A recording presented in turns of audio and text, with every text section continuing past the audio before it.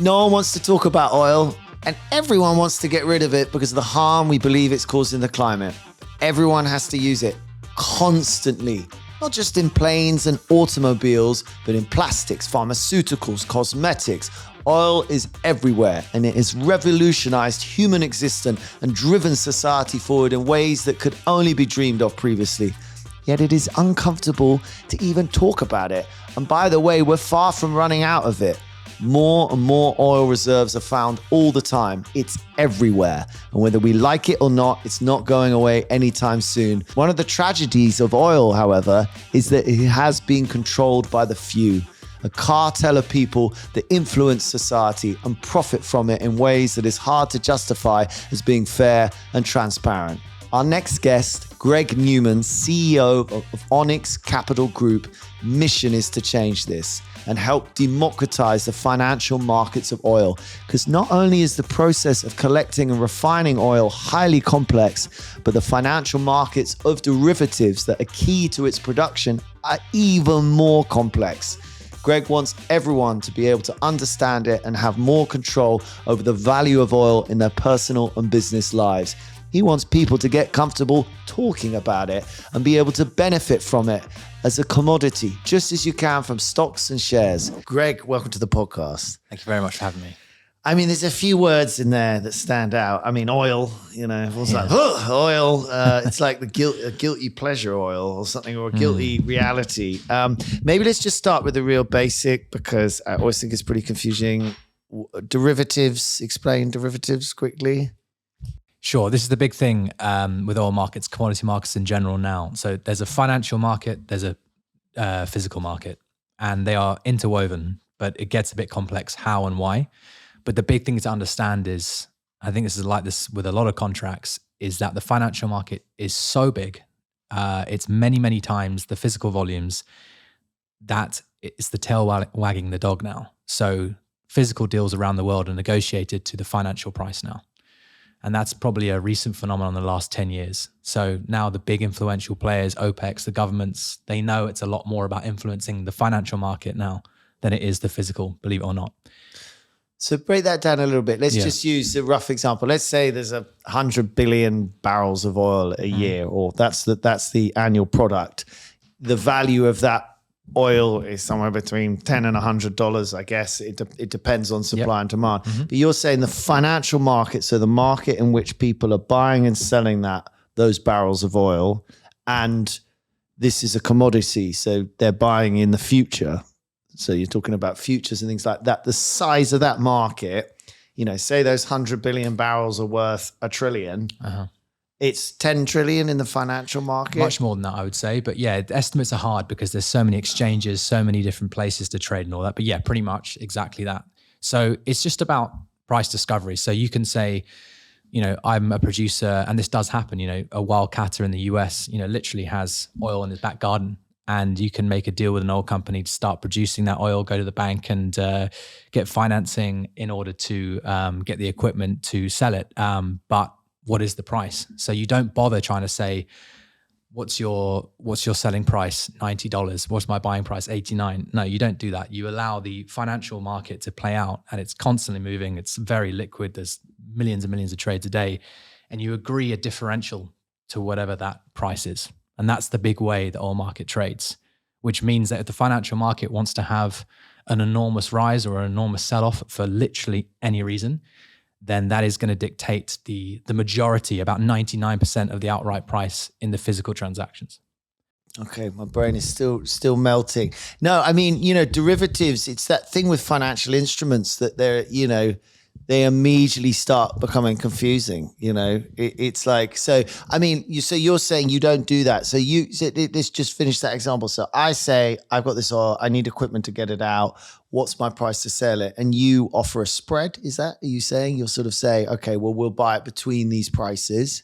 No, I'm saying that there's a live price at all times for benchmark financial contracts. And, you choose the most liquid, most traded one, let's say, closest to the region of your oil. So in the US, there's a very popular, famous contract called West Texas Intermediate, WTI. So it's a very big contract. All the retail traders, investors trade it. Okay, so this is a live, active contract. Very live, exactly. And you can because of its volume, you can say, well, that's a good indicator. Very good indicator, yeah. Yeah, And so what's happened is that when it started out in 1990s, it was all about just a few contracts to give you a good idea.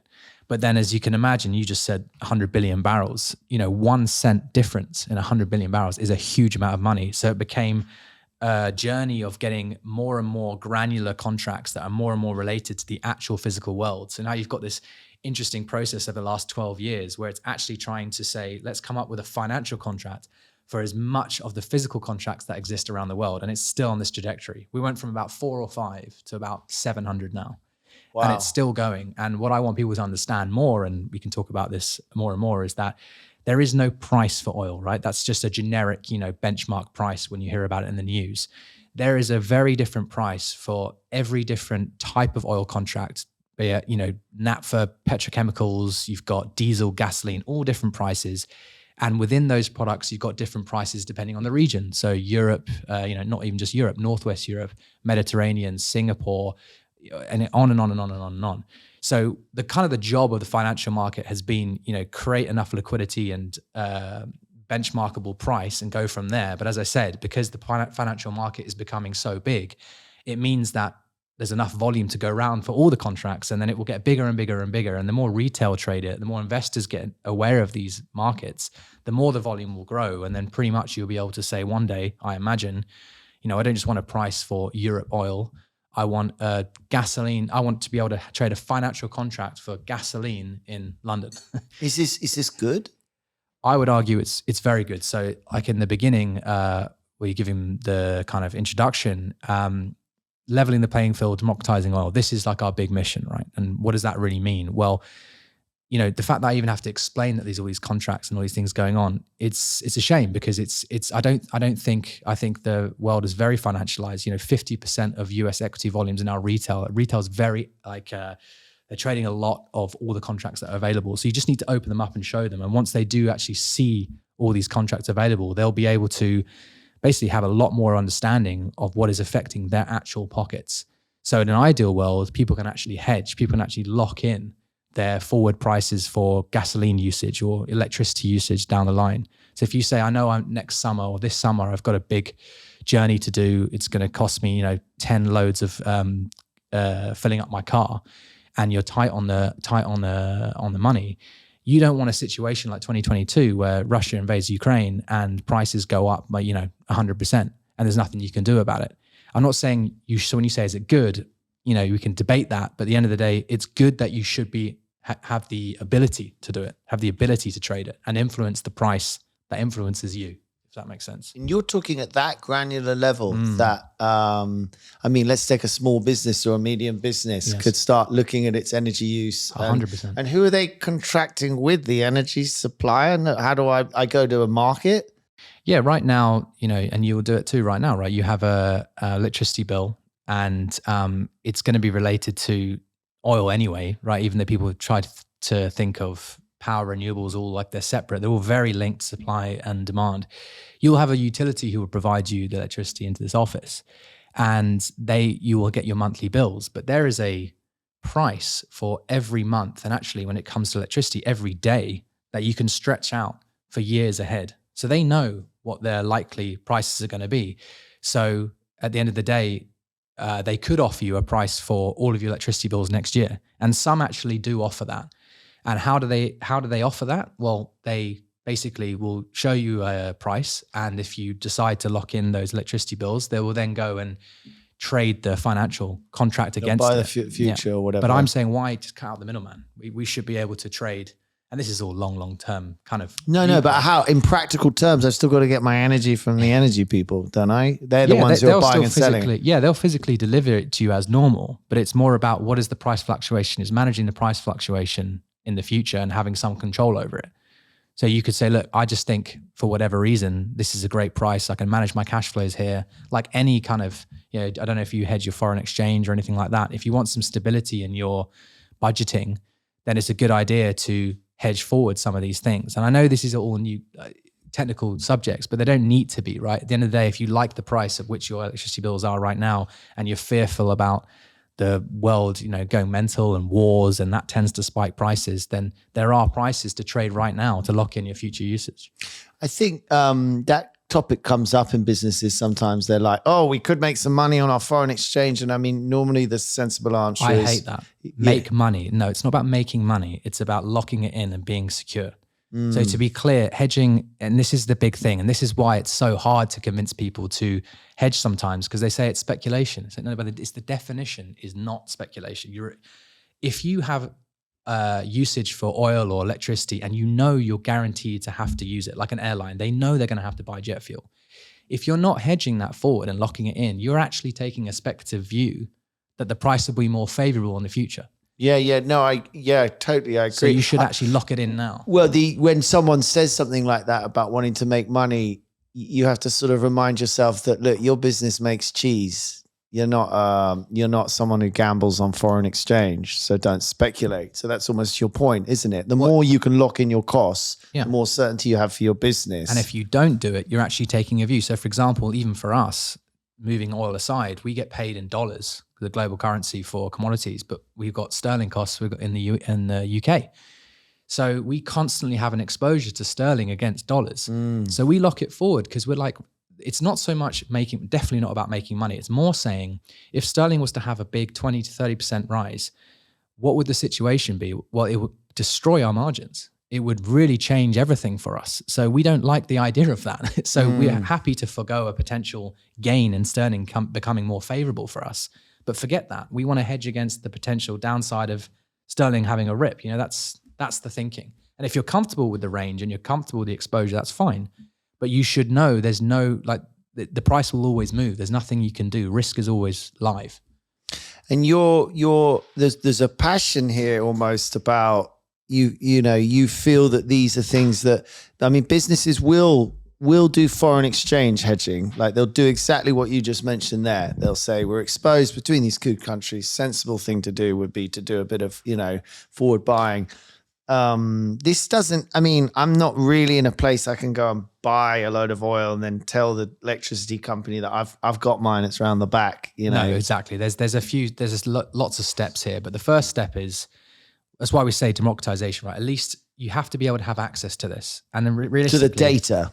To be able to trade these futures contracts. Right now, there is absolutely no way for you to do it. Yeah. So we are just launching our retail product for oil specifically, and we will get to power, electricity, the rest of it. Okay. So I buy it from you, but then I tell my electricity company? You don't say. Unfortunately, they're separate things. You're just going to have to manage one cash flow of financial contracts versus your exposure. Okay. But I see. Because it's like hedging. I could buy a contract and then the electricity company's costs are going up, but I don't care because I'm gonna balance it out with my contract with you. Okay. That's exactly right. Okay, that makes sense. That would be my dream, and you don't have to do it, but you should be able to if you wanted to. And my beef, at least, or where I think commodities is falling behind to other financial contracts around the world, is like foreign exchange. Is you should be able to do it if you want to. So we've got a few steps to go. You first need to get access to those contracts. Those contracts need to also grow because we need the contracts to relate more to you personally. So right now, the nearest available contract will be, say, Northwest Europe. It's actually an Amsterdam price for gasoline. And you're like, I'm not in Amsterdam, I'm in the UK. So there's work to be done to create contracts that are more relatable to the actual end user, but that will happen over time.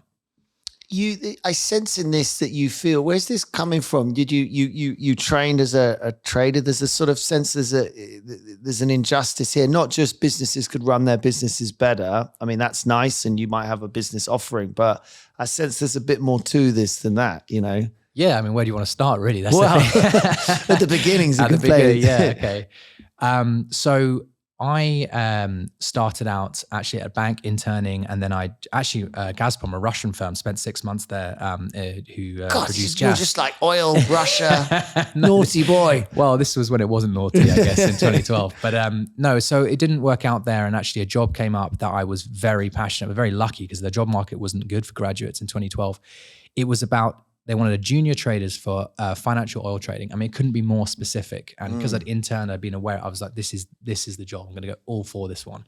and it all aligned and started it. But the interesting thing that this company was doing was it was a startup really. The owner was ex-Goldman Sachs, Morgan Stanley, JP Morgan. He had spent 25 years in the oil markets trading at these banks, and the banks were the big players in oil. It's only in the last 12 years that they've pulled away regulations. Really? Yeah, it's a big, interesting story about how this will change. Again, there's so much to talk about. Well, let's tick it off. Well, the investment banks, they were the market. The only way to trade these contracts I'm talking about and to gain proper liquidity was to call up the bank. And I don't know if you ever watched Big Short. Oh yeah, great film. Do you remember when they're trying to find an ISDA and they're trying to get Brad Pitt to help them sign basically credit agreements with the bank to help them trade at the big boys table? That was the way they described it. That was the oil market. To trade on the big boys table, you needed a huge amount of money because the banks would only touch you if you were big and you had good balance sheet. So the barriers to entry were enormous. And then what happened was the exchanges, so exchange called ICE and CME, they said, okay, do you know what? We're going to say that these contracts that are only traded with banks, only traded credit relationships, all that, we're actually going to put it on the exchange, which means they are going to become futures contracts. And a futures contract essentially just means you can go on the exchange, buy it, and the exchange does the rest. In other words, you have a relationship with the exchange. If you buy and the price moves up, they'll deposit your account the next day. If it's down, then the money that you've given them as a deposit, they'll take away. So it's all centralized governing system, and it works brilliantly. And it's great for regulation and all that. So when the exchanges did this, it really kind of screwed the banks because suddenly they weren't able to rip people off. They weren't able to... It all became public. It all became public. And so we benefited massively as a business because we came in, I guess he timed it in that way. He pulled out of a bank, started this business. And, when we first started, people are saying, who are these jokers, tiny players, go away. This is the oil market. This is the big boys club. And no right to be there, but it was perfect timing. And as you said, it was the opening up, the transparency. Suddenly everything's on the exchange. Suddenly the data's there. Suddenly it is possible for a small player to trade. And so having been through that whole not wanting to be there, big protectionist environment, people literally fuck off, to suddenly being a big player. And we at Mandara, we became, 22-year-olds, about 10 of us with one, veteran, to suddenly 3 years later being the biggest volume player.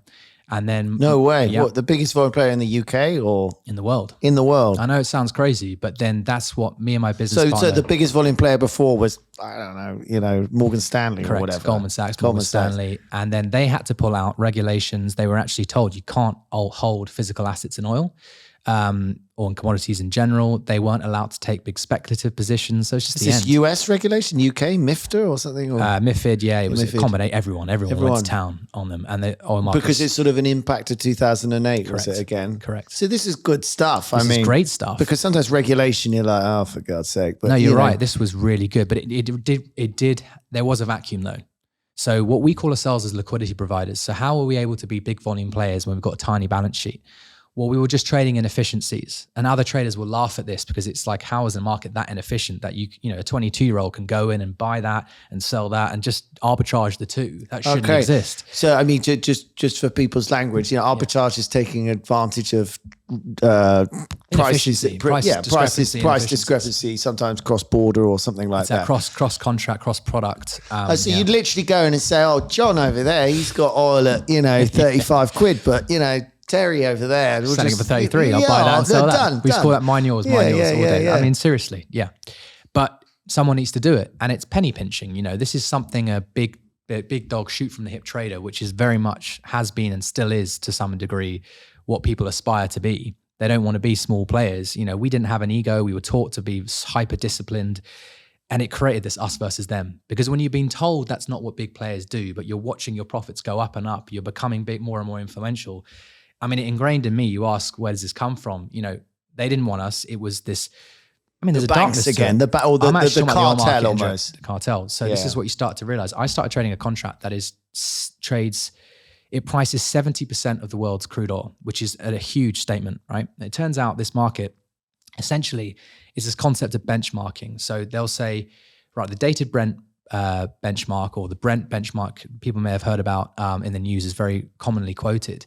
The final price for that is settled by individuals who are able to trade the physical in the North Sea. This is like realistically on a consistent basis, probably 5 companies a month.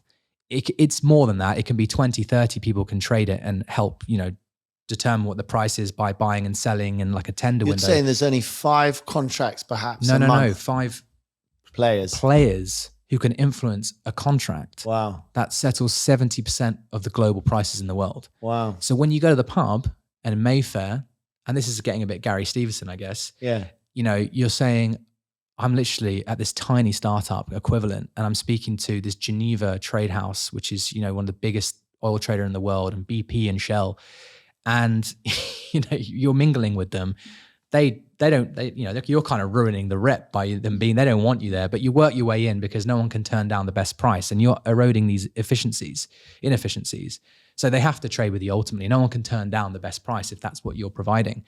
And so what I started to realize is this market is so disproportionately influenced. I don't think there's a single market in the whole world where there is such an influential market that is dictated disproportionately by so few. And so when you think about public interest and all that, the 5 traders themselves, the names, what they look like, and those are the guys that set the price for 70% of the world's crude. That is mental, right? And look, I loved it. I'm not going to say I don't like this. Is but amazing, also there was a naivety to the market. They changed the regulation. It all went on there. You needed some balls, naivety, whatever. You just needed to go in. It's the blessing. I mean, I'm not calling you naive, but it's that blessing of like, well, I don't care what you're supposed to do or not supposed to do. I'm coming in. I'm going to do what I'm going to do. And you're not. You're basically saying you weren't biased by all that. Yeah, you're not biased. Exactly. And you're not really scared of you're just like, I don't know, I can make money there, so I'm going to do that. Exactly, I'm going to do it in a certain way. And this has been this journey for the last 12 years. No, the way you trade oil is this way. Yeah. The way you look at the market is this way. And you think, I don't really give a shit what you say because we're doing fine. And then me and my business partner now, we did this for 3 years at this company, Mandara, and to be honest with you, it was getting pretty obvious that we were doing the majority of the trading in the firm, along with a few others. Okay, so when you became these big dogs, it was as Mandara, which was this job that it wasn't Gazprom. You'd done Gazprom and then you started Mandara. Exactly right. And the owner moved to Singapore, and we kind of felt, because it's a startup, we had all the banking relationships. We knew how everything, we knew the accounting, we knew everything really about how to do this. So we should really be doing this ourselves. It was kind of pretty obvious, to be honest. And so we made that jump, and I'm really proud to say, 8 years later, we are by far the number 1 volume player in the world, which is awesome. Oh, way. That's amazing. No, it's great. But again, it's like, people don't like that in the oil industry, right? It's such a sort of, I find it fascinating because I think it's a bit like talking about money, talking about oil for British people. British people in terms of talking about money, but there's a sort of awkwardness to it, isn't it? A lot of awkwardness, and it actually hurt our recruitment at one stage. And this is what, as now a chief executive, I've been on this journey because in particular 2020, I would say 2019 to 2020, end of 2021, there was this really big trend for renewables. It was really getting a lot of traction. Of course, it'd been going on for a long time, but it was starting to move into a societal trend, and it was starting to be shameful. If you work in oil, you're shamed. Yeah. Which is very, very, shame is the most powerful emotion, I think, by far. I mean, greed, all that. Fine, we talked about it the other day, I think, on this podcast. I find shame fascinating. It's a huge human emotion, know, and it's what people kill themselves over. Exactly. So, we would have graduates who would say, it's pretty damn hard to get a graduate you want. It's about 1 in 4,500 now so we have 4,500 applicants and we hire 1. And that's how hard it is to find something very specific to how we want to train someone. And you get them in all this hard work. And I remember one guy actually I could tell I thought he'd be great. And it was a couple months in, he said, I honestly just can't handle the pressure anymore externally. I'm so embarrassed. And what happened was 2022 and the cost of living crisis, the Russia-Ukraine situation, it went from, okay, a societal trend, let's all do the right thing, to actually, I'd rather just be able to pay my bills and I don't really give a fuck. That's kind of what the societal trend almost seemingly overnight changed to. And now we don't get a single person talking this way. And that's interesting in its own right. It'll come back, I guess. It will come back, but I think it's more pragmatic now. It's like, look, we have to get rid of fossil fuels if we want a cleaner environment. I understand that. How are we going to do that? Energy usage is going through the roof. It's going to continue to go through the roof. Emerging market growth is absolutely huge. oil will always be part of the mix. And that is now the kind of an understanding. So it's reducing, not eliminating irrationally, right? And it's also cleaning up the oil market. But I also say, again, you talk about these injustices, carbon emissions are not the only thing going on here. There is a very good willing fight to be had for how the market behaves. Like we talk about a disproportionately small number of people influencing the market, and they're not great people, some of them. And there's a lot of price, I don't want to use the M word, but a lot of price pushing around and that kind of stuff, right? So in terms of, does everyone get to benefit if the prices are more efficient and if people understand more about this market and more people can access it as a day-to-day person? I would argue that's a pretty good fight to have. And yes, of course, carbon emissions. No, I think what you're doing is really important, because any efficiency in market, I mean, that's what, capitalism lives and dies on, isn't it? The concept of efficiency in the markets. Oil is, it is like, oh, get off me. But, I don't know. I don't think there's enough honesty about it. I mean, I imagine a lot of people forget plastic is oil. It's just there's just so much stuff that's oil. I mean, you made a comment in there I found quite interesting when you said oil will always be part of the mix. I mean, is the concept of peak oil an illusion? I read the other day, or I only learned the other day, Venezuela's got the largest proven oil reserves in the world. Yeah. And they've only just worked it out. Jamaica's just found oil.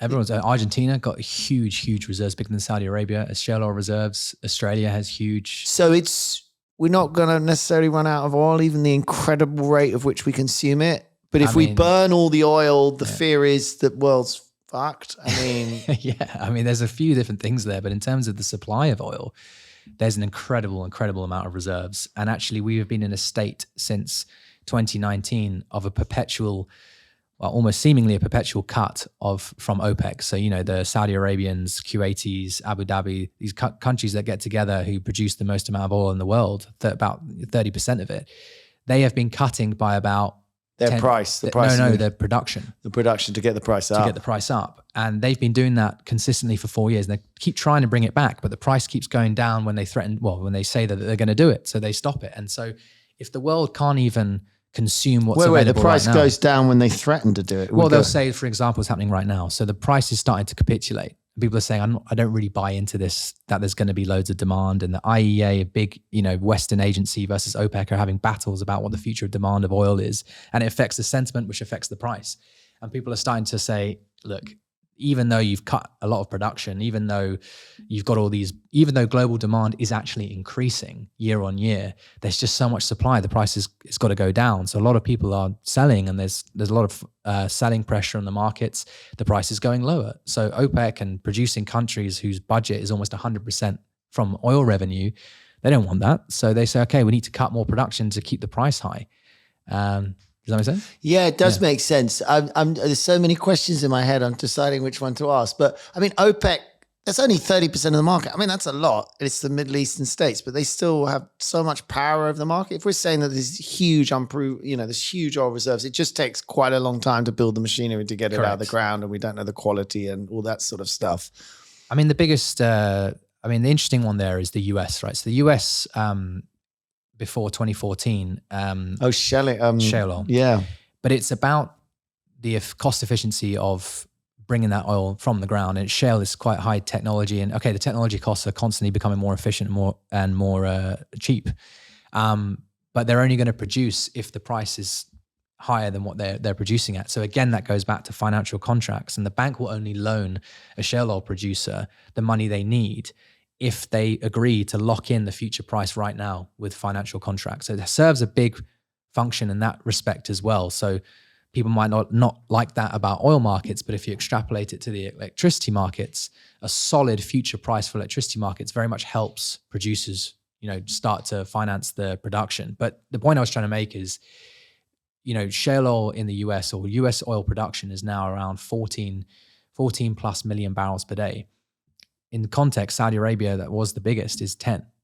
So the US are by far the biggest producers now. Wow. And that all came about of starting to really get serious about oil production and increasing it. And the US are very innovative, they're very entrepreneurial, and there's a lot of cash, there's a lot of capital, so they're able to do it. Can Argentina, can Australia, can Venezuela? Yeah, exactly. I mean, can they Christ, do it? what's going to happen with Venezuela? It's all renewable down there at the moment. Well, it's chaos. I mean, this, if you go back the history of oil, this is all about how it started in the US and UK companies, the BPs, where their origin stories came from. And the Rockefeller they had the ability to extract the oil efficiently. And now more and more countries are able to do it, but it's a catch-up game. And now you go and ask Nigeria, who's got a huge population growth, India, you got all these countries that are saying, we're just about to be able to extract the oil efficiently. We're able to kind of profit from this liquid gold, and you're telling us we can't. It's a very, very difficult. The world can't even really get away with reducing coal usage at the moment. And that is something that is a lot more emitting and a lot more worrisome for pollution. So it doesn't look great. And I'm not trying to make a political argument because well, in a way, what you do as a business is try and make the market more efficient and stuff. I mean, just to challenge that for a second, you said, what we do is now, I think setting the price or something for 70%. Aren't you now just one of these few players? I mean, are there hundreds? Because if you're having that much influence, doesn't that make you the big dog and you're the one with that? I mean, you're doing it in a different way. Yeah. So what we're doing is we are offloading our risk the entire time. So you'll say BP want to buy and they want the price to go higher. Shell might want to sell and might have an opposing view. And they're fighting each other in the market. They're buying and selling each other. And just using this as an analogy for the wider market. It's very difficult to trade at all times throughout the day with the producer and the consumer, or the buyer and the seller. So we act as like the lubricant in between. So we can buy warehouse for a short time and then we'll sell to the seller sell to the buyer when he emerges. And it's that kind of thing. We're providing the price immediately, but ultimately we're immediately then again offsetting the risk. So we don't really hold we don't hold big influential directional positions. We are just trying to provide prices when someone needs it, and we're immediately getting out of that risk. So if you look at our you've come up with a model that effectively is outperforming the other options, the other players in the market. You can offer the better price, or you can offer them what they need when they need it. Yeah, I wouldn't say outperforming in terms of the ability to show a price. Yeah. But, our profits, it's last year 75 million, which is great. But Vitol, which is a big Geneva trading house, made 15 billion. Yeah. So I think we've got a way to go. Well, your transparency goes a long way, mate. I mean, you're able to offer the price they want when they want it. How much money you make out of it. And that initially was when I say they, big influential participants liked that, because what they had an issue was, if they're very influential players, they own the asset, they know where the oil price is likely to go. They come in and buy. A lot of people won't want to sell to them, even on a financial basis, because they're afraid the price is immediately going to go higher and their sell is going to be worthless or lose a lot of money. So initially when we came in and offering this efficiency, they loved it because they said, okay, I can actually trade now. No one's going to run away and I can get the position I want on. But over time, they didn't like it, because what they didn't realize would happen is by efficiency, it's like all these contracts are ultimately linked and in how they're priced. So you're bringing volumes from all over the place to provide that price effectively. So there becomes, basically, in an ideal world, they buy, and as soon as they buy, the price skyrockets. But suddenly what was happening was you can't bully the market anymore, because there's just so much volume to get through and it's so efficient. So that kind of bully boy mentality of like owning a market is becoming less and less and less. And that's the trajectory we're on. I know it's kind of strange, but again, the more participants you have trading in diverse ways, the harder it is to move a market up and down, because people forget this. I know it sounds oversimplistic. The financial market moves by buyers and sellers. So if you just think about that for a second, you say supply and demand at the beginning of this conversation, that's what moves oil. It's not. It's the perception of supply and demand. So someone buys because they think there's not enough demand or there's not enough supply. But unless that person buys, they're not buying off a seller in the financial market, so it can't go higher. So it's all about what people believe to be true and how they use their ammunition. You see what I mean? Yeah. And it's I don't know. It's such a sort of effectively, back to the capitalism point. You want it to be as efficient as possible. You want as many players as possible. You want as much of this going on, and then it will be as close to reality or close to market fairness, isn't it? Yeah, because otherwise you are at the mercy of oil traders and companies. Or OPEC or whoever. Yeah. Correct. But if I give an example, I actually don't want to say the country because it's their government, but a smaller country, and we speak to some very, very friendly people, and we're saying, they're being pretty open that they don't really have a clue. And look, they're going to have to pay the price for that. And when someone says, we're going to give you gasoline, physical gasoline cargoes, they're just going to have to pay whatever the price is that they're offered. And ultimately, it's quite damaging. They don't even know how to contest it. So if we say, look, at a minimum, we can give you the data to know right now what the price should be, you can at least work out how off market your price that you've been given for. And then you might be able to go in, and once you learn how to trade the financial market, you can do some hedging and you can start to take ownership of your own price risk. And the combination of not getting ripped off, or at least being able to hold the providers of the price and providers of the cargoes to account, will go a long way in making things more efficient. And I think that's it almost blows you away. I mean, looking back at the history of it a bit, it almost blows you away what's been going on all the time. You know, so many major world events, you know, the Iraq War, was that really about, you know, whatever it was about, you know, or, I mean, my dad only taught me about what happened in the 70s with the oil crisis and why that all happened and stuff. I mean, I forget now, but it was mixed up with Israel and the Middle East going bananas. Yeah, embargoes, and that's what led to the US having a strategic petroleum reserve, and now Biden was using that to flood back the market to control the prices. All this stuff is fascinating. Do you think that if you democratize oil, the politics decreases? It brings it out to the open and people can challenge it. So what is democratization really about? It's at least knowledge at least. It being out in the dark is what people want, right? Oh, you don't even know what's going on. Don't look at my profits that are huge. And people just assume the price is high. Oh, well, that's why they're making all their money. No, there's a lot of inefficiency in the global system.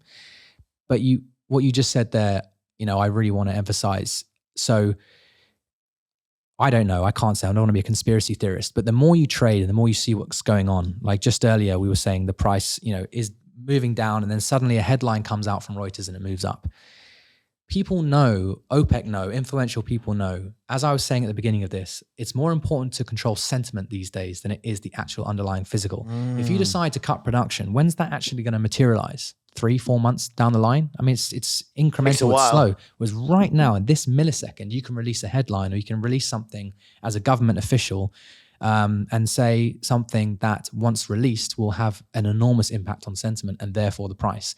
And then you think, cui bono, right? Every time something happens, who benefits?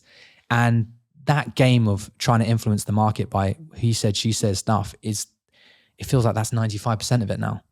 I mean, I could go on and on and on because... Well, it's sort of been like this in the city for a long time, hasn't it? You know, and a lot of it's disappeared, you know, what's the phrase? Things like barrel boys or whatever. But it's like, you know, insider trading was almost part of the game the whole time, wasn't it? You know, of all derivatives, of all these sort of things. And I mean, technology and some of the regulation coming through maybe is starting to end all of that, you know? Well, I was going to answer your question that you say, well, then more people involved, does that make it less political? Well, yeah, it means it's harder to bully around, harder to push around, more people trading, more people actually influencing the price. And, you know, people are always trying to make money, and there's a natural efficiency to that. So if, let's say, every time Trump comes out with a tweet and says something, or a probably better example with OPEC, you know they only want one thing, they want the price higher. So over time, you kind of get a little bit like, you know, every time I bought when OPEC said that, it didn't really materialize. I'm not going to trust them as much anymore. And then suddenly they come out with a tweet or a headline and you go, I don't care. So that's a natural efficiency if they're lying. Yeah. You see what I mean? So I think it's an efficiency game. And you talked about capitalism as a system. I'm still not entirely sure where I stand with this big macro philosophical point, but that has proven, at least in my experience, that you let the market do what it wants to do, and it does iron out these efficiencies. It does stop people ultimately from getting away. As long as there aren't the barriers to trade, as long as it's not in the closed rooms. So how do you have a democratized market? How do you level the playing field? Access, transparency, education. So you're going to bring out a sort of, I can trade it on my phone app? Correct. That's the idea. Yeah. Okay. And it won't be overnight. I don't want to get everybody, it's not tomorrow. We're releasing it, you know, this year, and it's going to be steady, and we're going to increase more and more contracts and try and get the word out there. And then, as I say, move to other commodities and all that. And there's a big vision behind this. But also, you know. I know, it's fascinating. And I think there's so much anger about the world at the moment. Everyone's so angry, and they're being angry about sound bites, and they're angry. And then when you say it, it's kind of like, well, people are just pushing agendas in different ways. And it might be to influence the price of oil, but they're actually just making people really unhappy, or, you know, I mean, But as a person on the street seeing this, what alleviates a little bit of that frustration? Well, at least you can benefit from it too. Or at least you can have you could open this app and say, I'll tell you what, I'll have a punt on that. Exactly. And this is the bit, I mean, even when we released it, there were some people saying, what are you doing? These idiot retail, it's another casino, they're going to lose all their money. I'm like, hang on a second, right? You don't know that. There's a lot of people who actually do make money out of retail, but regardless, it's not, the anger comes from not being able to. How condescending is that to say, no, you can't trade this market that is the most influential commodity in the world. Only the big boys can. And that's pretty much what some people were saying, which is actually outrageous. I don't think he understood. Some of the people who were writing don't understand that. That is what pisses people off. It's not about will I make or lose money. It's, do I have am I able to? Yeah, forget about Apple. This is like 1 billion times bigger than Apple, and you can buy Apple shares. It's exactly it. It's exactly right. I mean, what's your hedge against? I mean, your business is not doing, you're doing something that is good, but it's not a charity. Yeah. So what's your hedge against oil? Yeah. Or your industry sector? Yeah. Oh, is in oil in general or this big efficiency? How did you read? I was going to say, ultimately, we are trading in the minutiae and making pennies, against the big players, BP, Shells, Vitols, you name a big company around the world, that's who we're trading against. So that's ultimately going to be the final price. So we know there's all this trading going on that, layers and layers and layers of people trying to find this price, but they have all these middlemen. So cutting out that middleman, us speaking to them directly means we're going to benefit more because we might be giving them a, slightly worse price or hopefully the best price we can offer, but ultimately not quite where it is. But compare that with a bank, compare that with a trade house, compare that with someone else. They're getting ripped off dollars when, we're going to be taking cents. And so we still benefit, and we got such high volume that a slight increase in this. Your knowledge is better, basically. You get better knowledge as well. No, I'm making the point that the more volume we get people to trade with us, the more, because we're a high volume, low margin business. So the volume increases, we benefit. And I'm saying if we can take margin out of BP and Shell at a time, we can take margin out of anyone in the world. Right. So think of it more like Revolut. So how was Revolut? Revolut said, you know what, screw all these people who are getting these companies that are ripping off the Joe Blogs. It's a very inefficient way. You want to go and convert your cash at the airport or whatever, you're getting charged huge spreads. So we're going to give you an incredibly tight spread. And actually, it's basically is the live market. So the people that are ripping you off are charging you one price, and they're going into the market and they're back to backing it. They're saying, right, here you go. You have the price straight away. That's what I'm talking about. Right. So as long as you're able to make money at that really tiny minutia, then you just welcome all the volume in the world. You see what I mean? So we just want more volume. But obviously other people who've made a killing, I mean, I'll give you an example, even internally in these big oil companies, we have clients who we provide data to. And, some different locations don't like us, but some do. Because they say, I was making 20 million a year trading internally, and you came in and showed them where the price was, and now we don't make that anymore. Oh my God. And so that's happening there. I mean, imagine do you have to look over your shoulder a little bit, do you feel? I mean, this is a dangerous world, isn't it, underneath it, when you used to play high stakes poker? It's funny you say that, because what this transparency angle that we've been going for, we've hired someone very interesting who actually created all these benchmarks 20 years, 30 years ago. And he led this big evolution of the markets, prices essentially in their formation. And he led what's called a price reporting agency. So their sole job is to say, right, we've watched all the trades, we've watched all the trading, and this is the price for today. And they have to come out with a methodology that's public. So that's, within the public interest, saying, this is how we've determined it's fair, that's the price. And it's a third party, so no one should be able to influence it or influence their thinking. And that did very, very, very, very well. But the last 8 years or so since he left, it's not going so well. I mean, he's come back. He's actually 70 years old, but you wouldn't know it. I mean, the guy has an incredible amount of energy. This is in your business. This is in my business. Yeah. And it's a slightly different arm to our trading with different subsidiaries. And he's, at the moment, all he's doing is writing reports, but he's gaining traction to then become one of these price reporting agency businesses. That's the idea. But at the beginning, he's just talking about the market. And just by him talking about the market and talking about what's going on with the price settling, we've had threatening calls. He's had death threats in the past, but we talk about it on our podcast. Why are we getting these calls? And then suddenly people in our trading division are getting impacted. And someone's saying he doesn't want to trade with you because of what you're saying in your podcasts. Wow. And it's crazy. And you're thinking, the more they do that, the more you want to do it. But as you say, to some degree, this is dangerous territory, but so what? I mean, do you have a low opinion of humans at times?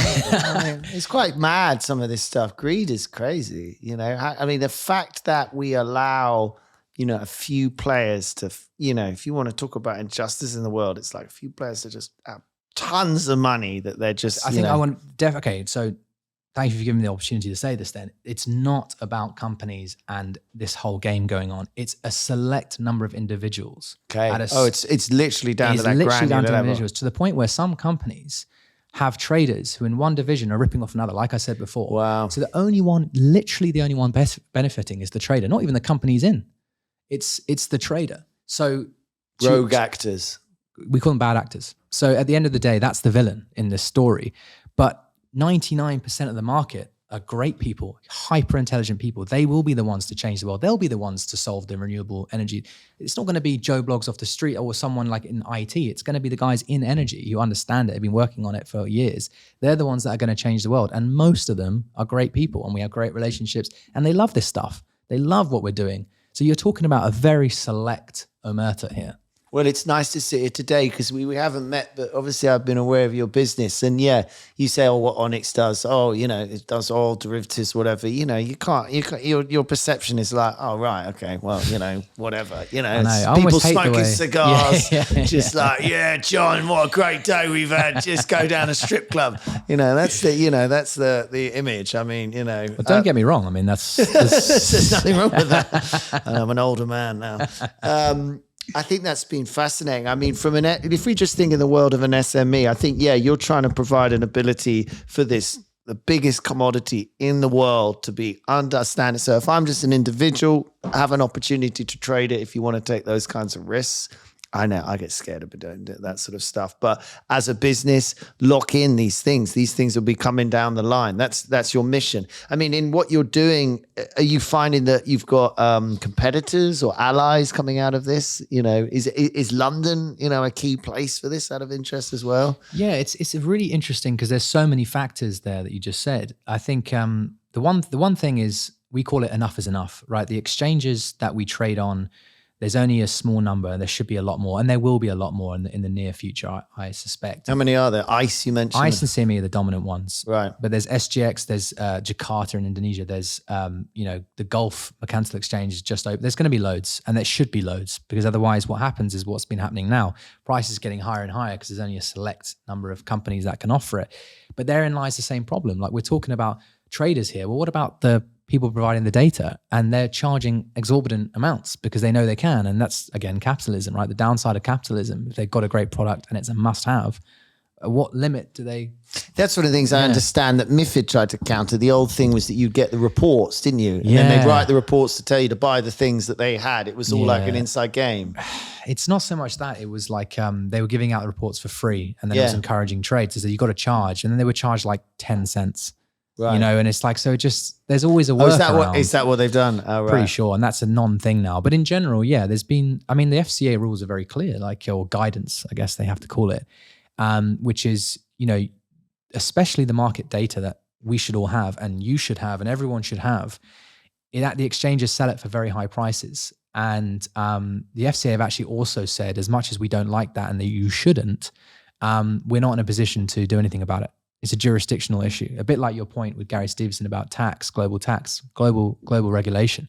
The FCA is not a global entity. It's the UK, and the US is SEC, and they care more about price fixing, I would argue, price manipulation. They go after people a lot all the time, but it's not aligned across the world. And you've got Dubai, which is a big trading hub now, Singapore, they all look at things slightly differently. They all have different regulators. Do you think, if you were to bring in more regulation, is there anything you think, God, they really need to regulate that? So I would argue that the industry self-regulates in the sense that the exchanges and the price reporting agencies, so the people that provide you the place to trade and the people that tell you what the price is at the end of the day, the settlement price, those two agencies need to be as independent as possible. Okay. And they need to be transparent about what's going on. And this worked. This was perfect. This is what created the boom. And I've got to be honest, there's nothing I would have changed. It's just now the price is, 200% increases in data fees and really putting a squeeze on everyone and individual companies to the point where it's like, what are you doing? But they're like, well, we've got the position to do it. So what are you going to do about it? But on top of that, are they really doing their job anymore to make sure that things are transparent? Because the biggest payers of the data that they're producing are the companies doing the trading. Yeah. So okay. it's an issue. So again, if you go back to retail and suddenly, you have a GameStop scenario where there's actually enough retail traders who have a vested interest in a particular contract up or down, suddenly the regulators give more of a shit. And suddenly they put the pressure more on these price reporting agencies to say, what was going on there? How come that happened and you didn't say anything, you didn't do anything about it? I think that's what needs to happen. Yeah. Okay. Very good. What was the book about? The book is about this. You went and wrote a book? So I went and wrote a book. It's a very difficult thing to do because where do you start in terms of complexity? And a bit like this conversation, you wanted to start at the bare bones, but there's lots of definitions and, you actually think you have a reasonable knowledge, I would say, about finance to begin with. You can't assume that for everyone. So I had to pick a point of, my job I want with this book is to start the education of this whole market I'm talking about. It was very hard to do that in a way that didn't start from a certain level of technical competency, I would argue, which is a little bit of a shame, but otherwise it'd be an encyclopedia, Sometimes you just got to, you just got to start somewhere. I mean, don't write a hip hop book explaining what rap is or something. Exactly, I don't know. Right. So this was it. So it was just about, look, I just wanted to describe pretty much everything I'm describing right now and get a kind of 101 first principles book out, which hadn't been done for the financial oil market. It had been done very, very well for the physical market. There's a book called Oil 101 written by a guy, Morgan Downey, who was at, I don't want to say maybe Morgan Stanley, but a bank. And he, that sells for every graduate reads it and we read it and it's great. But, ultimately that's just the physical market. So no one had focused on the financial. So I'd like to think the book can develop now because I can do multiple versions once we launch the retail offering, once people start listening to the podcast, get a bit more interested, start to be more familiar with the contract terms and all that, then you can start to bridge the educational gap. But people like to say, such a complex market and all that. I was like, again, don't be condescending.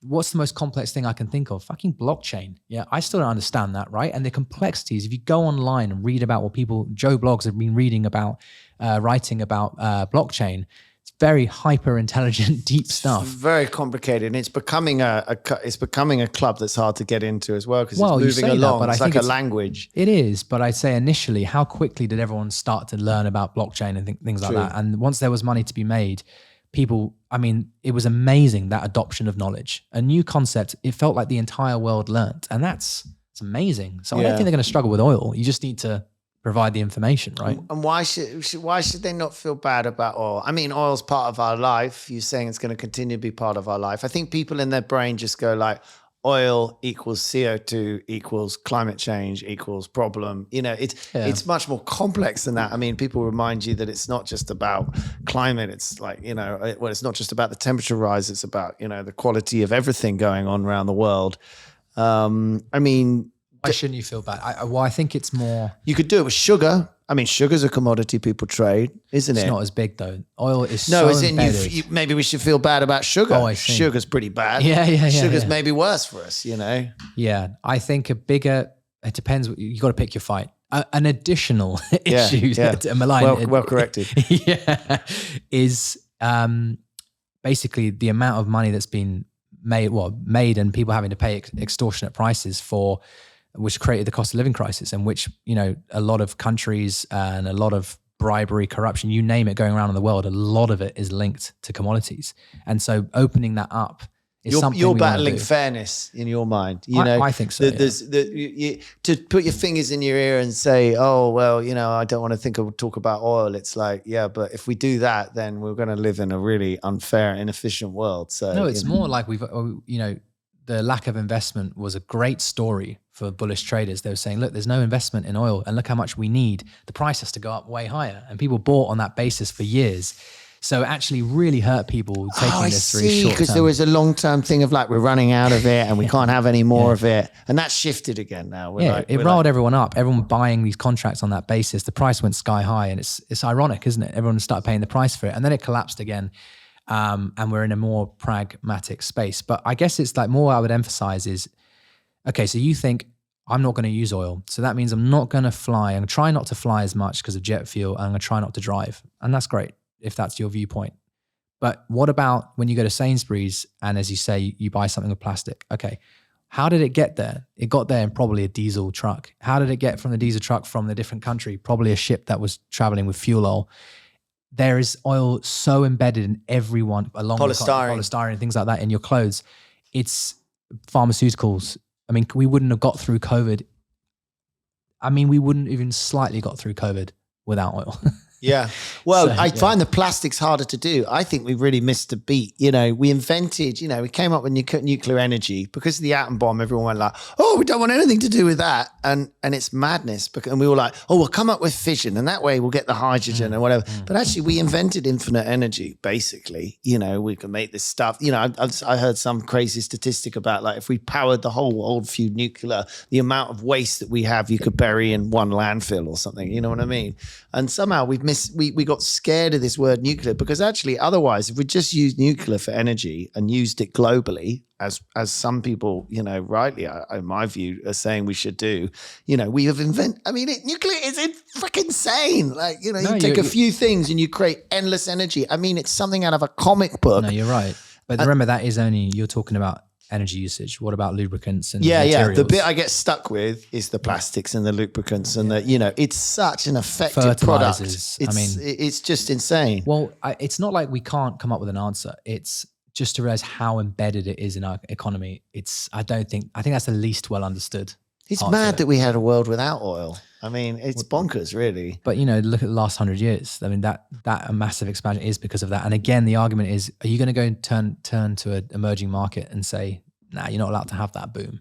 We know it helps because of oil. It's so trippy though, if you look at it on a kind of, I mean, if you believe in God or you believe in, you know, I mean, it's mental that all these things had to die and get buried and compressed for us to have a source of like energy to drive us past all of these previous creatures, you know. It's all chemistry. But no, I agree with your original point, which is we could have done this without oil, but oil was literally seeping out of the ground and it was so accessible. And I think that's the bit that's so hard. Again, going back to the cost of living point, you know, when it's a luxury good and you're doing well and the world's going a certain way, it's fine. As soon as you have a crisis and the cost of living and people just want to survive and eat, they just want the thing that's cheapest and most easy to access. And that's always going to be the commodity on the ground, you know? And maybe we've just got to be conscious to invest some of these profits and do some things to, you know. I think I mean, there's a lot of, I mean, it's huge in Europe in particular. Renewables are huge. Wind power, where we get our power from is increasingly becoming from wind, hydro. Yeah, we're the Middle East of wind and rain, as someone said to me. Well, this is it. So it's heading that way. And I think in terms of transport, yeah, and even like things like hydrogen, and people say that's not the ultimate, you know, thing that will solve anything. But if we just have this very diverse energy mix of, you know, endless renewable sources, like that's coming. But as you say, it's the lubricants, it's the other things. So for example, China know this. So China know we need to focus on petrochemicals and the big growth in oil is going to come from petrochemicals. So they buy a lot of this product called naphtha, which is used to blend and make gasoline, but it also can be used to what's called crack and basically refine again to make petrochemicals to make plastics. And that boom, as you say, you quite well defined it as a two-pronged problem. So if we get rid of the transport and all that, that's one thing, but you are still going to have the lubricant material situation. God, they're always ahead of this, China. You know, they buy up all this, they know what we need. They've got all the gigafactories, they've got all the rare earths. So what, they're buying up this ingredient. Well, when I say buying up, I mean, there's plentiful. It's more they know they're trying to gear to what is actually going to be used. I mean, so they think we're going to be using a lot of petrochemicals for a long, long time. Yeah, I think that's pretty well. I mean, it's hard to compete with plastic. We all know that using straws, don't we? We're like, I kind of miss my plastic straw, you know. Well, but again, PVC equipment, the COVID scenario, vaccines, vials, medicine. Yeah, that's endless. I mean, is there a choice between getting a vaccine and not using oil? Well, that's a controversial conversation. It depends who you ask, Greg. But there will be technological advancement, and we will solve it. It's just, I guess, what I'm trying to say is, there was a belief, I think, pre-2022 that it was going to happen right now, and I think that's what got unraveled. Oh, that's so interesting. Yeah, I think there's some fairness to that. I mean, there was a lot of crazy shit going through people's heads in 2020 and during COVID and everything. Well, it was like, fascinating. This is the new world. I'm never leaving my home. This is it. So I think I heard the Shell CEO, who was the CEO during that time, he's no longer, he was talking in Lausanne. There was a big commodities conference. And they were saying, how do you think it went? Obviously, it didn't end too well, but, what are your thoughts on it? He was essentially saying there was a big societal trend. He tried to accommodate that societal trend by saying Shell are going to invest in renewables and help change the world. and he got no credit for it, and he got bashed for it, and his stock price didn't do well. And the same with Bernard Looney at BP. Really? They get fired. They get fired for sort of saying we're going. It's what's more embarrassing, shame again. So we love your story if you make money. And then suddenly BP and they're lagging Exxon by a mile. You know, Exxon's the staple, is the pin-up boy. But that's breaking down the whole, like, you know, nowadays companies have got triple bottom line and, you know, but it's just saying, well, ultimately making money matters, you know. I mean, again, it's like, let's not blame one person in this. We all have like pension funds. We all want a return on pensions. So again, going back to 2021, just before 2022, what was making you money? Renewable energy kind of movements, tech stocks, all that boom during COVID. And there was no money to be made buying into energy and oil, kind of traditional, what people call value stocks. And then as soon as 2022 happened, it switched. The sell-off in technology companies, Facebook had a massive dump. All these companies that had done so well got a dump, and everyone started buying the oil companies because it was real hard cash being made. And it's more when you're faced with being poor versus, you know, that's cut the crap a little bit. Yeah. That's the big problem for the world to figure out. But again, we've gone this is what I usually don't like talking like this, because it's not really, I'm trying to be like, well, you know, I want to choose a battle. I'm not going to feel guilty about being in the oil market. I think you've been quite clear, and I'm being unfair asking you questions outside of that. But I think oil is just such a giant topic that people don't really talk about. And they should, because it's incredibly important. So I think giving people access, and as I say, and you've launched a podcast and things. You're just going to beat this drum until someone, you know, takes you down in the street with an umbrella or something. Well, this is it. I mean, it's been a journey in the industry, and all our research, our data, our podcast has been about that side of it. But I'm really enjoying this push now into retail and even investors. You know, we've spoken to investment companies who are deploying our cash and pensions and all that. And you're saying, do you want to trade these contracts? These are much more linked to actual localized economies, and they're really interested. And I love that part, and I'm really getting into this. And yeah, the podcasts and things we do in media is geared towards that, but it can't be overnight, right? I mean, if you go and check it out now, unfortunately, it's going to be a bit more, you know, if you don't know anything about oil, it's going to be hard to follow. But we are trying to break that barrier. It will just happen over time, and that's the target. So, in conclusion, let's think about the SMEs of the world. Okay, retailers can do it. I mean, is there any other? I mean, you're going to be providing this information. Would you're going to say to businesses, start paying attention or start thinking about your ability to do these things? These are years ahead, though. My ability as a business to sort of lock in oil or true, but at least know about it. And so if you know about, you know, you say, I'm just looking at the quotation marks oil price and it's gone from 75 to 77. Great. But you might not know that the contract more linked to you has gone up $10, and that can happen all the time. So it's about being aware what's going on. I mean, it's just like anything. Do you really do anything about the fact that the yen has had a massive move, and now if you go to Japan, it requires a lot more sterling. Damn it, it just happened because it was quite good value to it. This recently. Is it. There was a big unwinding of that dollar versus the yen, and it caused a complete reversal. So now my honeymoon in December, I'm going to be spending a lot more. Oh, I did my honeymoon in Japan. Good choice. Nice. Good choice. Best country ever for tourism. Yeah. Okay. So pay attention to it. Is there anything else you'd say to SMEs? You're saying SMEs. I agree with SMEs, but I also think the everyday person. Just everyone start thinking about it.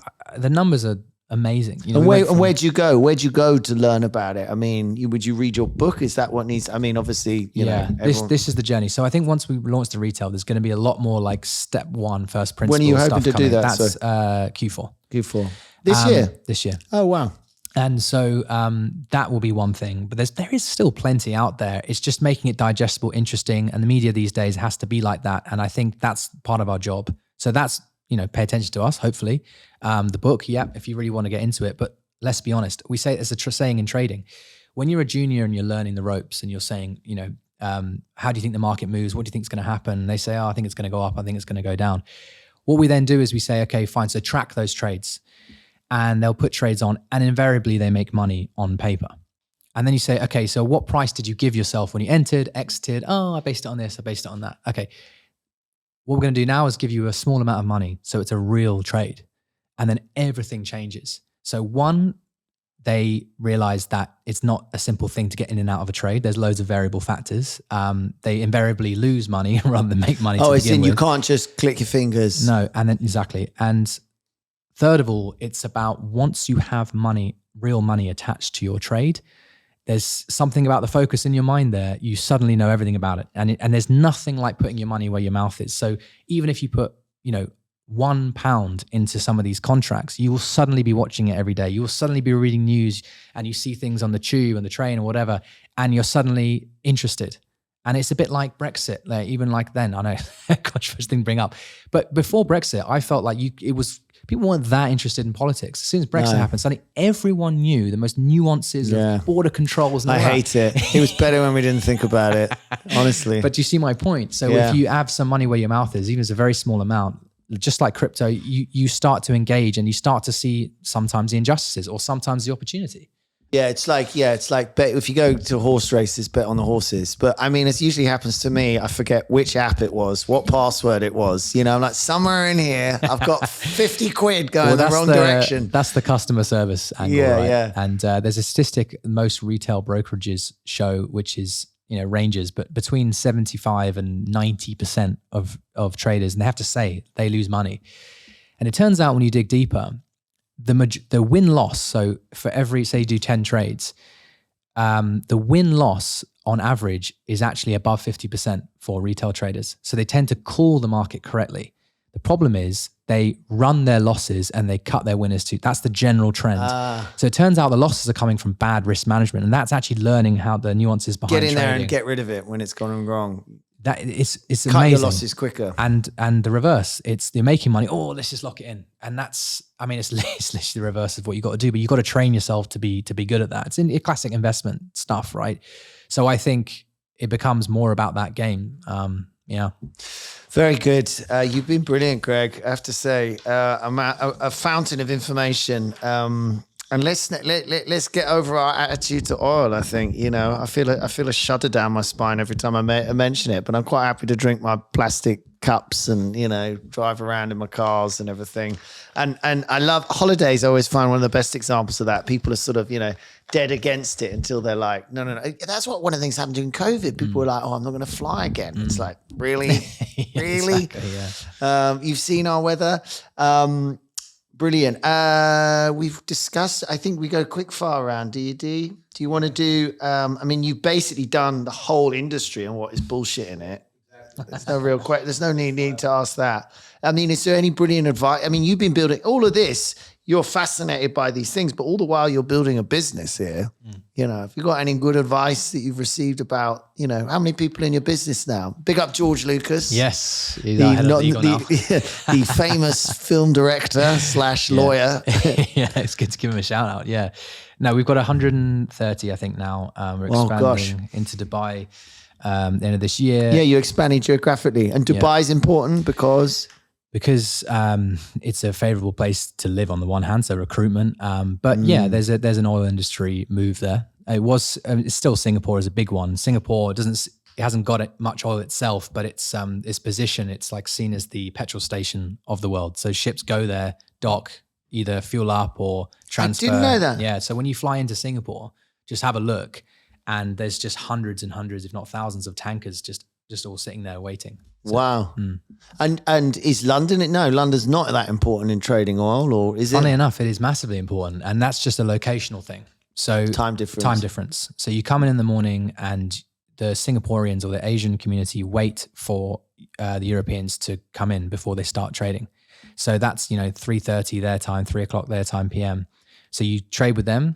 And then, that's 7 or 8 o'clock. They're fiddling around all day till 3:30. Lunches, gyms. That's why people want to go to Singapore. It's a great life for an oil trader in Singapore. Wow. But the problem is they have to stay really late. So they go to bed at like 2 sometimes and all that. So then what happens is you get the majority of Europe, of course, and then the US, they come in early, about 6 their time, but they leave at 2:30. So it's also quite a good life being in Houston. But the point is being in London and Geneva, you get the whole span. Wow. So London's the best place. Thank you. Excellent conclusion all around. Should we move on? Yeah. Okay, we're going to do a few quick fire questions. This is the easy bit. You should know the answers. Going to ask you some things to get to know you better. Dee's cueing some music, and we're off. So what was your first job? It was GBK, working as a Gazprom. waiter. No, GBK. Call me. Oh, the burgers. Not to be confused with Gazprom. I was thinking, is that the initials? Oh, I do like that. I do like the burgers. What was your worst job? Call center, just sitting down all day, just horrible, falling asleep at the desk and missing my numbers, fired within hours, I think. Yeah. It's got to be up there. Favorite subject at school? Chemistry. I don't know why. Well, that was my teacher. With oil. Yeah, it was more my teacher, I would say. She was the first one to not call me an idiot. And I was a bad student. Do you remember her name? It's annoying. I don't. That's awful. She was gorgeous. Anyway, an amazing teacher is an amazing teacher. You're absolutely right. I don't think it matters what the subject is. If someone comes along and suddenly wakes you up to the subject, it's just mad. So what's your special skill? I would say,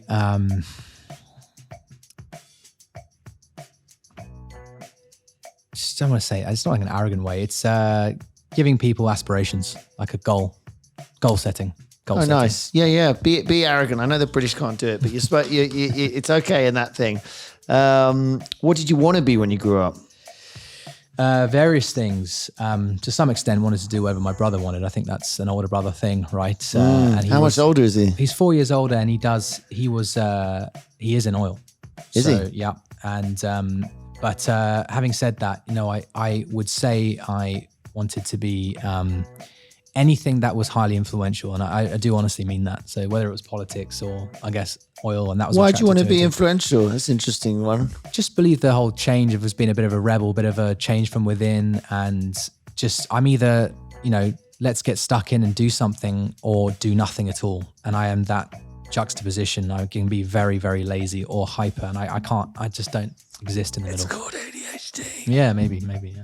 I like the. I always think of There Will Be Blood. That's one of my favorite films. Yeah, I love that. An oil man. I'm an oil man. Yeah, that's great. It's just. What's that actor? Oh my god. Daniel Day-Lewis. Oh my god. Fucking hell, he kills that role. He does. Yeah. What did your parents want you to be? A poet and a tennis coach. Piss off. Yeah. No parents want their kids to be a poet. That's a disastrous career. That's very unusual. I think I would classify my parents as champagne socialists. They grew up poor, my dad got wealthy, an IT business, kind of like a mini IBM. He was at IBM and left and started a business. Did very well, but an element of guilt to it, right? Ultimately from Coventry, from poor area, and not necessarily comfortable with wealth. And now that, send you to private school, okay, great. But do something that's meaningful, do something. And I had a bit of a knack for writing and acting, poetry, that kind of stuff. I did enjoy it quite a young age. And so I thought, you should do that. And then my mum, I'm only half joking about the tennis coach, but she did say at one point, because her view is just don't stress yourself. That's a typical mum, right? I don't want you to. They just want to look after you. Yeah, exactly. So you should rap. That's what you should do if you like poetry, man. That's the ultimate expression. You got a good voice. It's very random, but it's the truth. Oh, we'll be doing some rapping in here in about an hour. Maybe you should think about it. It could be your calling. I like that. Also the champagne socialist thing. I do think that it's quite often someone who's come from nothing, so deeply held social. Then they got money, and then you get into these very ironic conversations. All their kids are at private school and they don't like paying tax, and you're like, yeah, and it is tricky, and then you just see the realities of a capitalist system, and it's hard because your instinct to be competitive and do something well is sometimes overwhelmed or underwhelmed by your whatever you want to call it, like philosophy, and it's tough. I think a lot of people are the same. We're all contradictions. We're all contradictions, exactly. I don't blame them for that. What's your go-to karaoke? Do you do a karaoke? Yeah, I actually recently sung at my wedding. Actually, it's Grace, the Dubliners. So you can sing, and you like poetry. Man, I didn't say I could sing. I said I did sing. You've got a nice voice.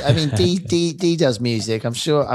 You're missing a calling here, man. You could be an oil rapper. Yeah, exactly. That'd be cool. Yeah. I'm an oil man. I got an oil can. That'd be fucking killer. Office dogs, business or bullshit? Don't worry. It's free goal. I would have said bullshit in my hardened years as we're building the business, but I think more and more getting people, it's bullshit. Sorry. It doesn't help with work. He's been hassling me today. Have you ever been fired? Yes, twice. Yeah, call center, and then Gazprom. I was kind of fired. It wasn't like a technical firing. It was like a temporary contract that didn't get renewed, but I took it as a firing. Yeah, okay. But a blessing. Yeah. You would not be here. Not only that, it was one of those ones where now you don't have a job, but you still want to be in this industry. Someone said to me, I was trying to talk to whoever I could. The employment in 2012 was horrible. And he just said, look, cut the bullshit. What specifically do you want to do? So I want to be an oil trader. He said, okay, so that's it now. Just only focus and get that job. And then when I did and focused on it, prepared for it, and this job came up, this advert, it was like serendipity. It's funny how it works. Life, I'm cynical too, but honestly, life is like that. It's like it'll only be there when you're ready. It's like finding your partner. There's a great example. I've never known anyone find a partner when they're in a transient, they don't know what they want. It's like, true. And that I happened with my second wife. It's kind of like you get to that point where you're like, okay, I'm completely open to it now, and I know exactly what I want, and the universe just delivers. It's bizarre. What's your vice? Don't say hard work or press ups. No. Probably like the pub with George Lucas, probably. Yeah, very nice. I think that's very true. Yeah. He's got good chat. Yeah. Okay, very good. That was the end of the quick fire round.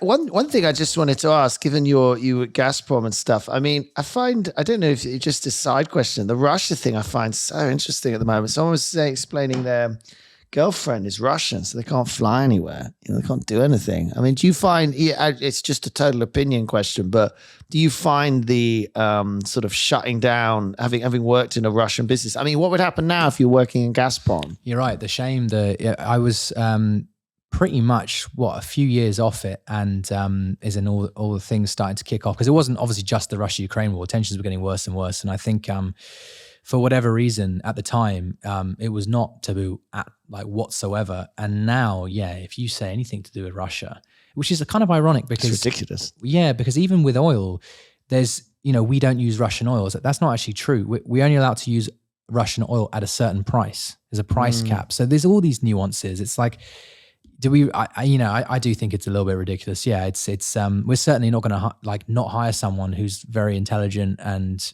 lives in London because he's got a Russian background. I mean, that would never happen. So division is always bad, isn't it? On an individual level, certainly. Do you have any top tips, seeing as you are an entrepreneur, even though you're kind of coming at this thing from a more of a technical point of view in a way? But if someone was starting a business now, is there anything you'd tell them?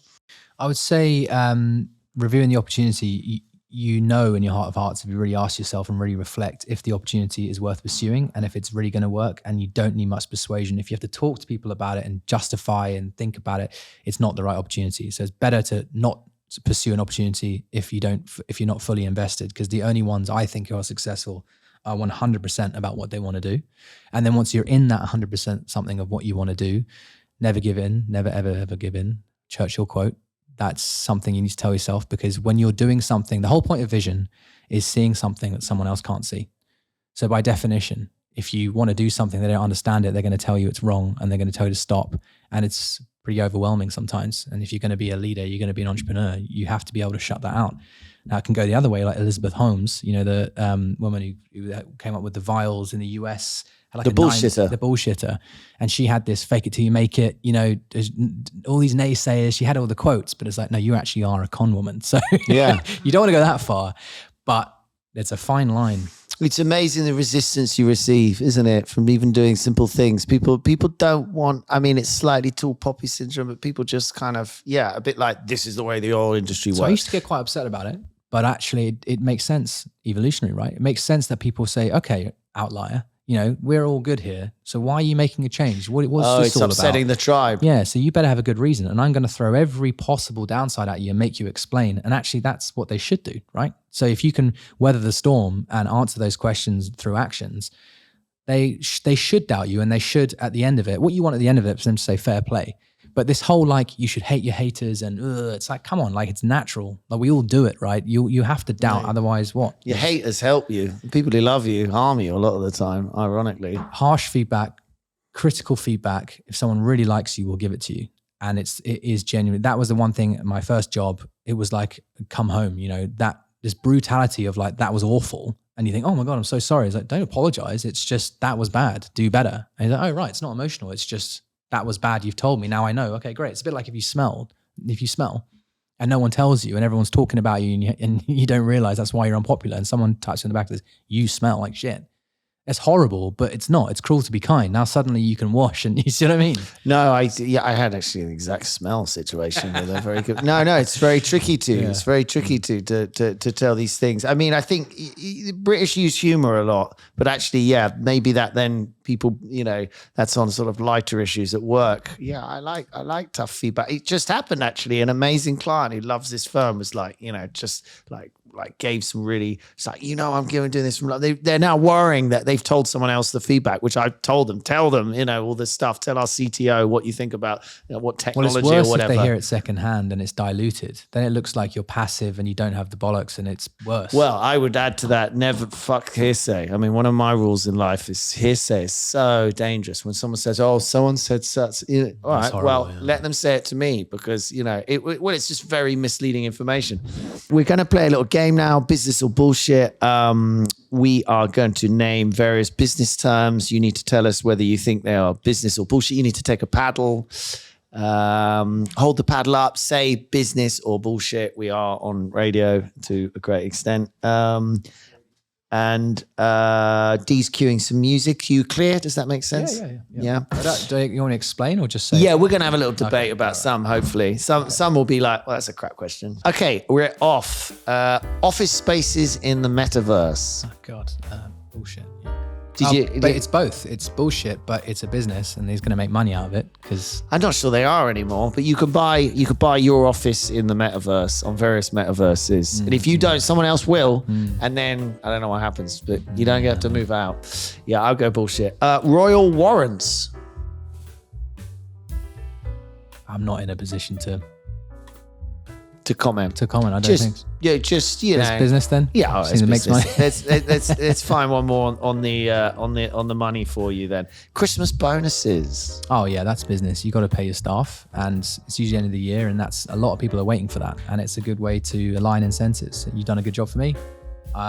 People feel like they've done a good job, they should get rewarded, but actually it can work the other way. If you're not getting something or lower, it's a message, right? And it's But what happens if every year you give bonuses and then you don't have enough money to give bonuses, and you don't, because people don't see bonuses as bonuses. They start relying on them, saying, well, I'm going to get X. Yeah, but that's the problem with discretionary. You have to, if it's clarity and it's saying, this is linked to a performance score or it's linked to a P&L with trading, is a lot easier. But if it's very well defined and it's based on company performance, then you should be okay. Oh, so everyone would know the company's done shit, so there's not going to be any bonuses this year, but they would be prepared for that over a period. I think it's just going to be give and take. If you have a great year, you pay well, bad year, and as long as that's the case and you're consistent and transparent, shouldn't be a problem.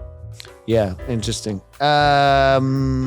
So let's do flying 1,000 miles for one meeting. Yeah, no, that's bullshit, because if anything, it's just egotistical at the end of the day. I've done it a few times and it's just like, what a waste, and it's just laziness, and I don't like it. I think if you want to say something, you call them straight away. I prefer that. If you want to meet someone, it's almost after the fact sometimes, because you want to just ring them. Just ring them and get the job done. Like, what's this? I hate all the small talk and crap around it. I know it's to some extent you need to do it, but for me, no, don't see the point. Do you find your team ring people enough? People struggle to use a telephone now. We have to give telephone training. Yeah, it's a reluctance. People like texting, like LinkedIn invites or the salespeople. They'll be all over their keyboards all day. But yeah, picking up the phone, there's a bit of fear about that. Yeah. But that is the best way to do business. I agree. I mean, a lot of the most successful people in business they just But again, on that phone. Because they don't. Yeah, if you don't have that fear, that's a massive edge as a salesperson, right? And even though they know it, it's still hard to do it and get yourself pumped up to do it all day, every day, right? I sympathize. As a man who works in the financial markets, drinking at lunch? Do you know what's funny? I'm going to say it's bullshit, but we did a bit of podcast, we had a clip, and it went on TikTok about how we think traders are becoming more like, like a football athlete used to drink and now they don't, to be optimal in their performance. And we got trashed online. There's people saying, yeah, no one invited you to the pub, that's why. It was pretty funny. But look, come on, especially if you're trading or anything, like how are you meant to do your job if you're pissed? So... Well, it's an interesting question. I actually come from my dad's philosophy that actually there was a great study. David Briss, who was on the podcast, did a brilliant study for creatives where they did stuff sober and they did stuff drunk, and the drunks did a lot more stuff. But also, I brought up with my old man that actually there's a lot of sort of pressure. Oh, you can't work when you drink. Like it's like operating a vehicle. I don't know. Picking up the phone gets a bit easier when you're drunk. You get a bit more honest. Quite well, though, didn't you? As in, like, if the job is to brainstorm and you're drinking, you said at lunch, right? At lunch, that kind of insinuates you've got a job to do afterwards, and you're just taking a break and you're getting pissed. It's not but if you drunk at lunch and then afterwards you had to, you would probably stay away from the email and the spreadsheet. Say, give me that telephone. I'm going to ring up Roger, tell him what I really think. No, look, you're right. The social it's not all a waste of time. I'd say. But we do exactly that. So we'll say this afternoon we are going to have brainstorm session. There's going to be alcohol there. That's fine, but that's predefined. You said at lunch. No. I've gone to lunch. I've got drunk at lunch, and after lunch, I've come back to the office, and I'm saying, actually, maybe I'd pick up and do some difficult phone calls because of the fear thing. I was that guy, and it's dangerous. Okay. Yeah. Who did you ring? No, I'm a trader. Oh, Trading I see. when you're drunk. You're in your world. Okay. You can only ask for your perspective. Yeah, that's very true. Actually, overly gregarious, like ambitious. You could get in a lot of trouble that way. Offshore tax havens.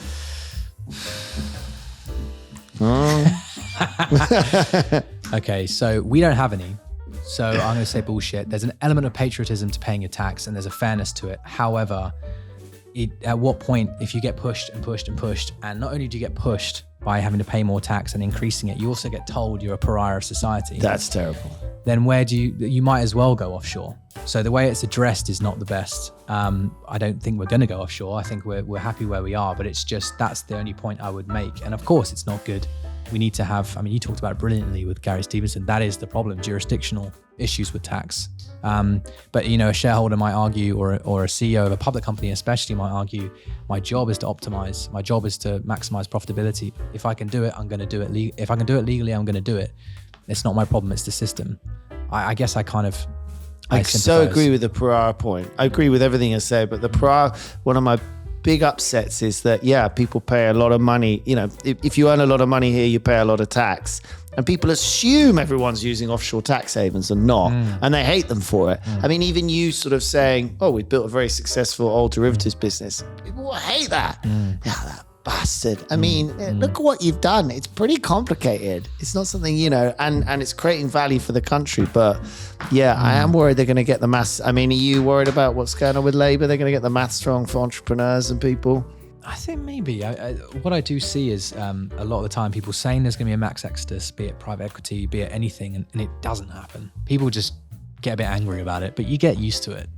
It's hard to find another London. Correct. And the one I really would hate for them to increase is capital gains for, I can kind of understand the private equity point. It's mixed. It's hard to define, but a raw entrepreneur who's taken the risk and started a business to get the same tax as income when you've already used the income tax to start that business, I don't think it incentivizes. They will leave. Behavior. Entrepreneurs are entrepreneurial. It's not so much the leave for me, it's that they won't. I think this came up with your podcast again. It was that they just didn't work when it was 70% tax or whatever. And you just didn't get entrepreneurs, and we need entrepreneurs. So I'm very worried about if capital gains tax goes as high as 40-45%, the mathematics of working 10 years for bugger all to then lose half of it to tax, it won't happen. And when entrepreneurs are mobile, they're innovative people. They will say, well, if you don't want me to do it here, and frankly society is so angry with me anyway because apparently I'm a bad person. The anger has got to stop. With this putting VAT on, the VAT on schools, only 6% of people go to private schools, so we're going to put VAT on it.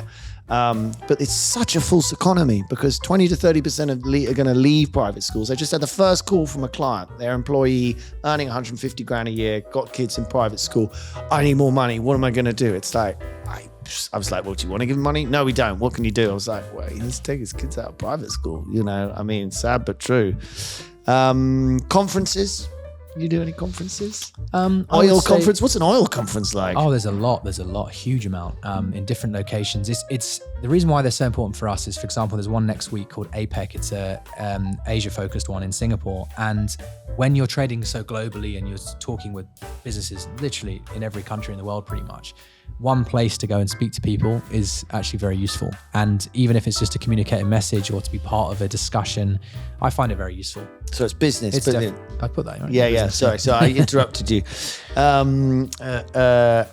And I mean, is there anything weird about an oil conference? I imagine them slightly strange for some reason. The only story I got on that is there used to be one called, I forget if it was called like something weird, like Oil and Money. Like, it was not the best name, and they've changed the name. But it was in Park Lane, the one I went to. I think it was either this year or last year, and it's obviously become very politicized. So the media got a hold of it, the media, people in general, and so activists got, this is the Oscars for oil, is what they call it, and.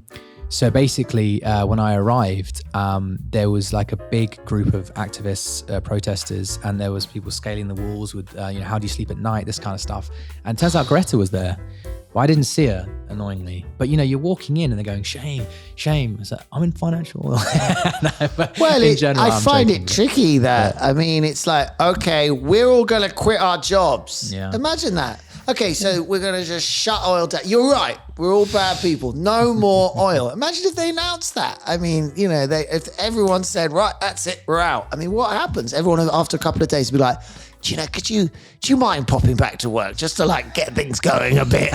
Because basically we're all going to die, It's a war.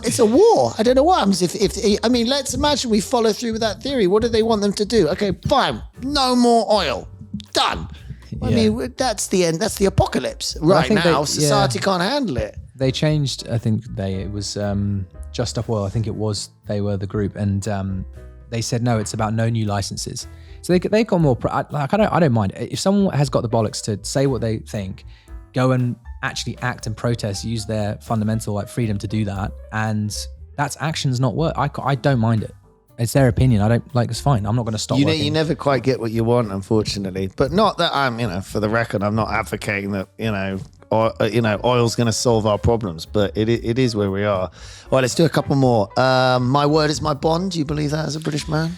I 100% believe in it. I think I'm not a karma person. I don't believe in that kind of angle. But at some point in a career, especially if you're in the same industry, it will come back to bite you if your word is not your bond. Ultimately, if you don't have integrity, just think about it purely, even if you're a cynic, you won't do good business. People won't want to join you. I mean, I had a trader join us in 2018, really helped the business when we were growing, and he could have gone anywhere. And he said, I've been screwed over the last 2 companies. I just want to go somewhere where I'm not going to be screwed over.